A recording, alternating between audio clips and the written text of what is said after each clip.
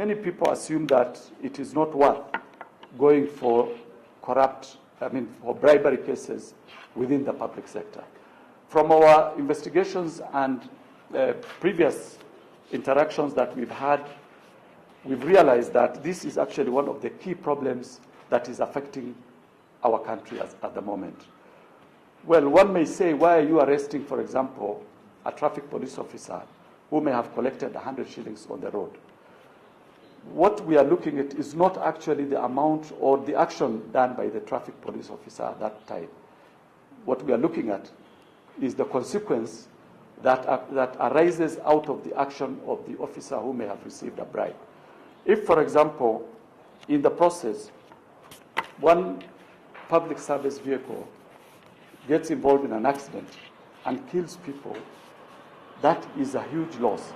So the actions or the outcomes of the action is actually what is of more concern.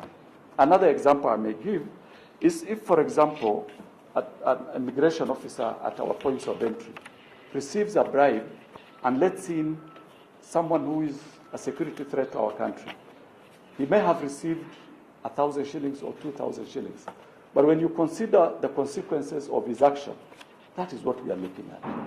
Another example that I could easily give is a Kenya Revenue Authority officer receiving a bribe and allowing someone to go to get away with tax evasion worth billions of shillings. This is an area that concerns the ordinary person.